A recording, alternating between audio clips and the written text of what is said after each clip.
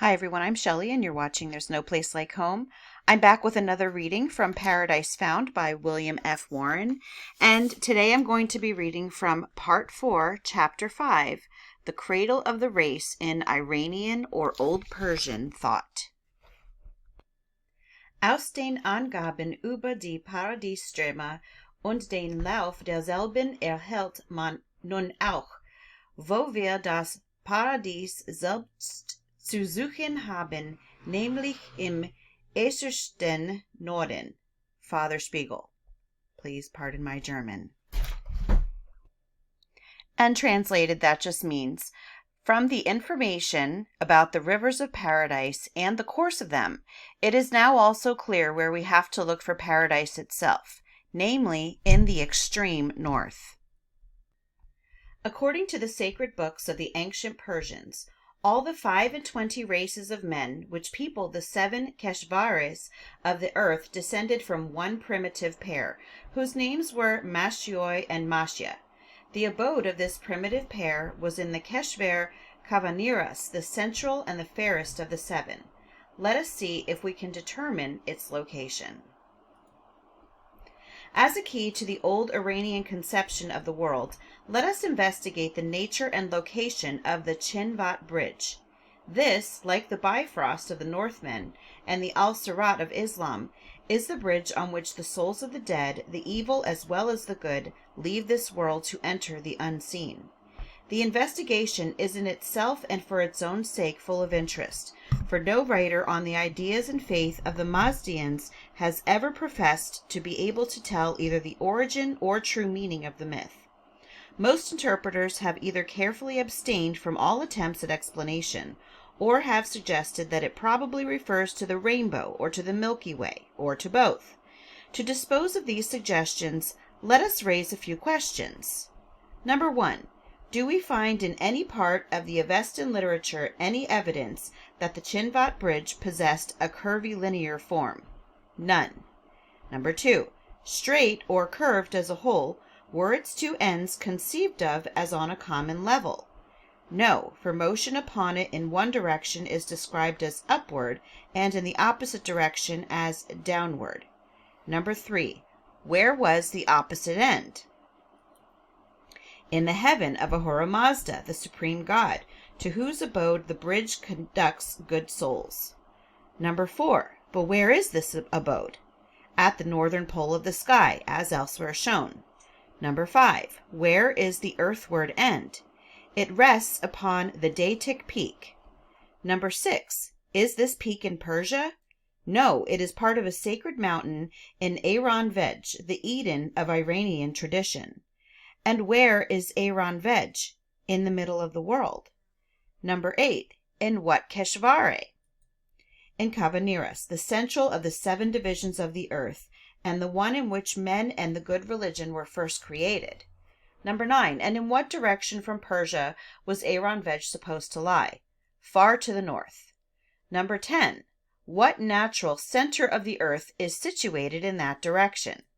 The North Pole. Number 11. What other evidence is there that the Datic peak is at the North Pole?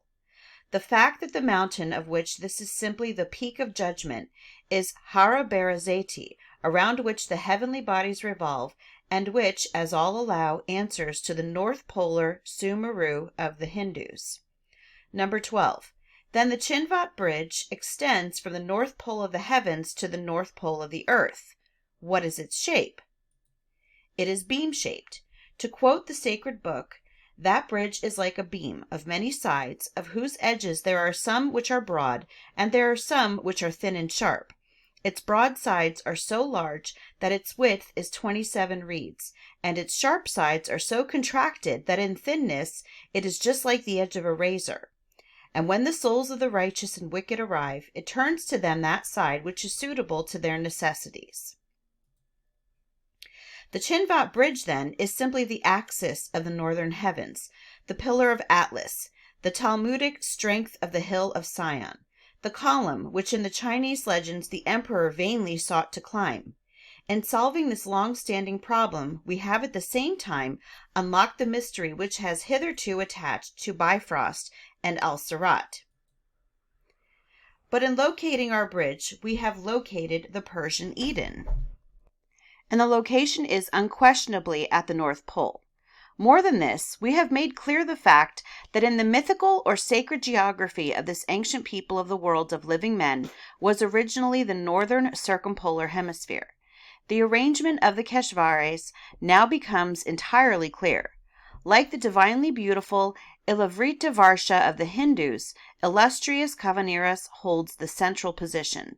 In its center, as in the center of Ilavrita, is the holiest mount in the world. Directly over it is the true heaven.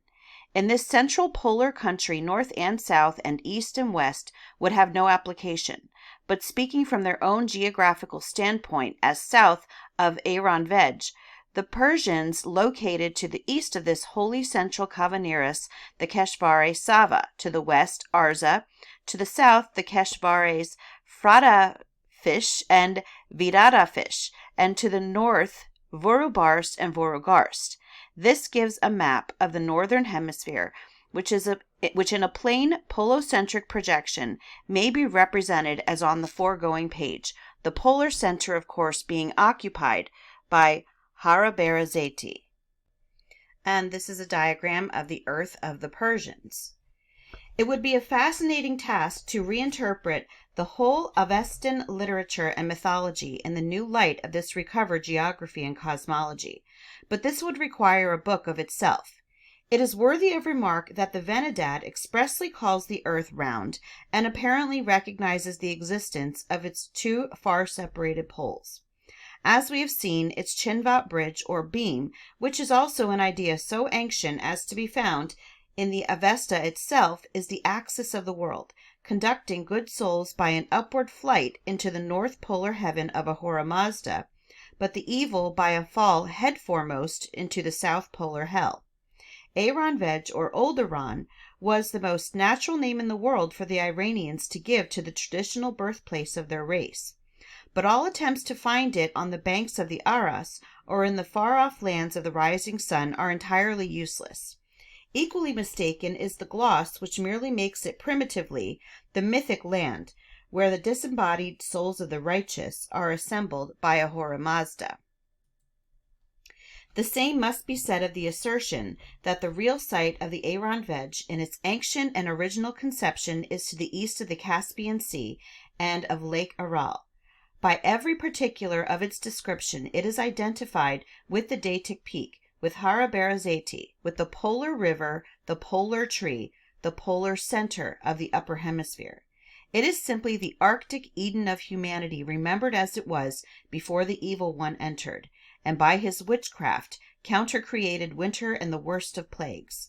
This being the case, we need not wonder what in a paper on the Aryan birthplace read in January 1884, before the Royal Society of Literature, Mr. C.J. Stone expressed his strong doubt of the current doctrine that the cradle of the Aryans was the upper valleys of the Oxus. The cradle of the whole Aryan family will at last be found in Iran the Ancient, and this is in the Arctic birthplace of man. And that is already the end of this chapter today. I hope you enjoyed it. If you like this video, give it a thumbs up. If you haven't subscribed and would like to hear more of what I have to say, I would love if you would do that. If you have any questions or comments, you can leave one either here or over on Instagram. And if you like my work and would like to support my page, I will leave a link in the description for my YouTube membership, or you can just click on it right on my channel page. And I hope you have a great day.